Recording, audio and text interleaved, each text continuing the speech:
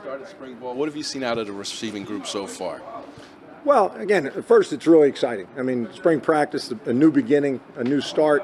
I think the guys are working really hard, and we're just trying to develop the group, and everything's ground up, and we're trying to do a really good job of evaluating each person individually and then kind of the collective room to kind of see where we are. And every day brings new things, some challenges, some highlights. So, again, for me, it's a lot of fun. I'm excited and looking forward to watching the tape from today and moving on. I guess, what have you seen from some of the younger guys? A guy like Rashad Rochelle, obviously, who's a lot of versatility, but kind of what stood out about him so far? Well, again, everybody really with an install going in, it's really a developmental time for all the players. Guys who had production last year, obviously you see that, and Rochelle's a good guy with the ball in his hands. You can see he's got some quickness and toughness, and he has some versatility in terms of what he did last year. So it's always exciting to work with somebody who's got kind of a multiple skill set. He's got some position flexibility, and he's a really, really hard worker and a terrific kid. So I enjoy working with him.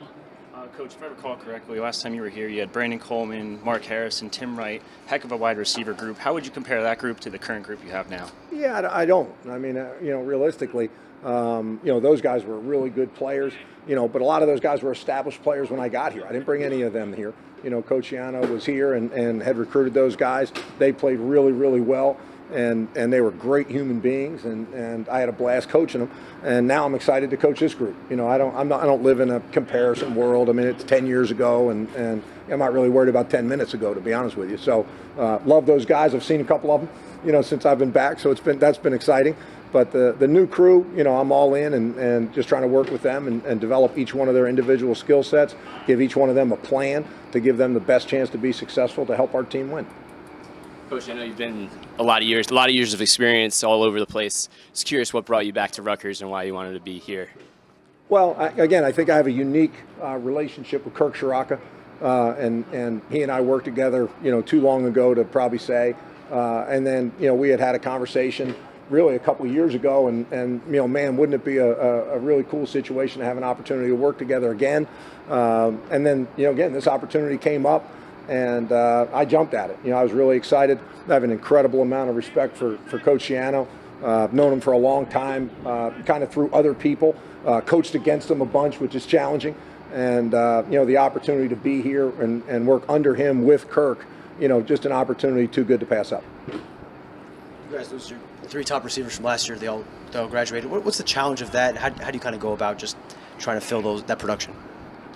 Yeah, again, I look at it as an opportunity, a kind of a new beginning. I don't really see it necessarily as a challenge. I wasn't here. We're going to put ourselves in a position to develop the players that are here and get them in a position to play at a high level so we can win. That's the challenge. That's the goal. I think that ultimately will be the result.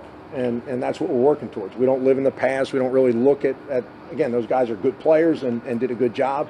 But, we're forward-thinking, forward-looking, and that's where my mind is. It's been 11 years since you were here, first go-around. He said I was old, and now you bring up 11 years. But you're showing us your good side, so that's what matters. No question.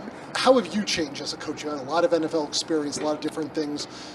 Just kind of when you look and evaluate this, how have you changed? What do you bring different this time around? Well, I hope experience and kind of the opportunity to share those experiences. I think one of the things that players enjoy hearing is, hey, this is exactly how X, Y, or Z did something. This is what it will look like if you're able to do it this way. And so much of guys' success, so much of guys' ability to be a really good player has less to do with their physical talent than it does the things nobody sees. What they do in the weight room, what they do nutrition and sleep, what they do in terms of the meeting room, their ability to play as fast as they are, whatever that is. And those things I'm trying to convey to the younger players. Train yourself to be a really good player. You have enough ability to do the things we're going to ask you to do, but all those other pieces have to be in place for you to be the best player you can be. Whatever that is, nothing's equal. But I've coached a lot of really, really good players, and I wouldn't say anybody was, quote unquote, the same. So for me, it's fun. What's his skill set? What's it going to allow us to do? What's Kirk really want to do? How does he want to do it?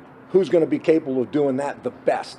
And then find a way to train the player to do that. And then who's somebody else who might have that skill set and train him? Maybe another guy is a little bit different, more of a slot player. What can we train him to do?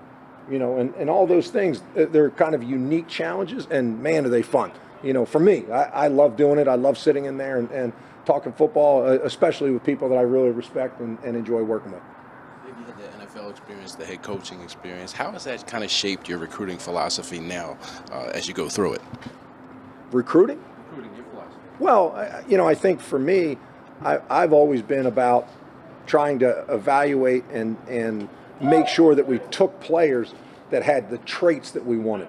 So in other words, whatever those traits were, maybe it's speed, maybe it was size, maybe it's initial body quickness, maybe it's elite hands. Like a guy like Mohamed Sanu, who I've known since he was in high school. I didn't coach him here, but I coached him in Atlanta. A guy who took himself from being really an outside receiver, kind of enforcer type player in the run game, and a good player in base down pass, came to Atlanta. He became an elite third down player, a converter on third down, and he kept the ability to play in the run game, and he just reshaped himself, and you wake up and it's 9 years later and he's had a dominant career in the NFL on top of being an unbelievable human being. He's created himself. So I just look at it and I say, okay, let me identify what these guys can do really, really well, and then try to create as many opportunities for them to do it as you can. And that's really, in the NFL, nobody's really going to tell you, I can't do it. They might be able to do everything, but what do they do really well? What makes them special?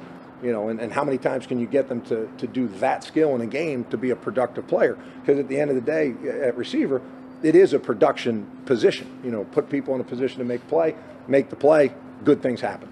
And again, I'm excited about working with these guys and looking forward to it. Time for a few more here. Greg was saying the other day about how both you and Kirk have been demanding of the players, but also have been building relationships with them. Can you kind of describe that process as like from your perspective of getting to know who do you have, your new personnel, building those relationships, but also being demanding at the same time?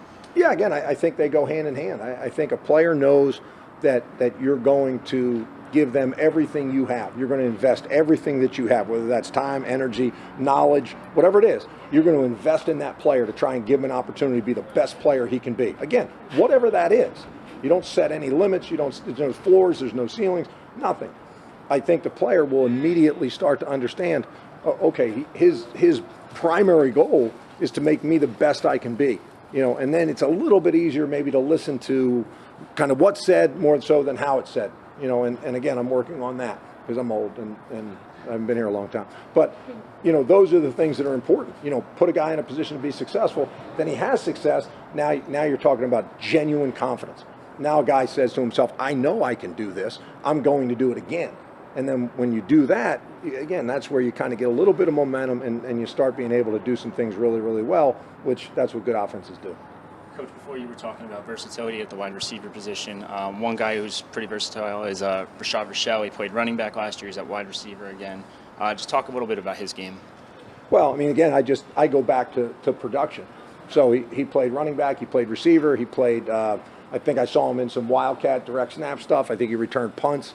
So again, in my mind, I look at that, and if I'm evaluating it, I'm saying, okay, here's a guy that they were trying to figure out a way to get him to touch the ball. So he's good with the ball in his hands. So how can we create some of those opportunities for him and then train him to be a functional player at receiver? Because right now he's a receiver. He's not in the backfield or any of those things. And he's done a really nice job. Again, he's athletic. He's got body quickness. He's tough. All the things you would expect from somebody who carries the ball, and who's been and he's made plays. So he's going to have genuine confidence in terms of what he's doing and how he's trying to do it. So I've enjoyed it. It's just a matter now of trying to build on to what he's done and then see, okay, what's he really going to be good at? Take this as phase one, and now you're moving into the summer, and then we got a lot of football to work on before we kick it off. Final question. Nassim Brantley was a player that was really productive at the FCS level. How do you get his skill set to translate to big time Power 5 FBS? Yeah, I think players are players. I think when he gets rolling, I think, the traits that he has, which certainly is size and really, really good hands, and he's got good movement. I think as he gets rolling, I think he'll be a plug-and-play player. We'll be able to put him in and put him at one of the outside receiver positions, get him going, and then, again, like everybody else, kind of find out, okay, where's his strength? What does he do best? and then try to formulate a way to make sure that he's doing those things more often than the things that maybe aren't what he does at an elite level. But again, very excited about coaching him and working with him, just like I am all these guys.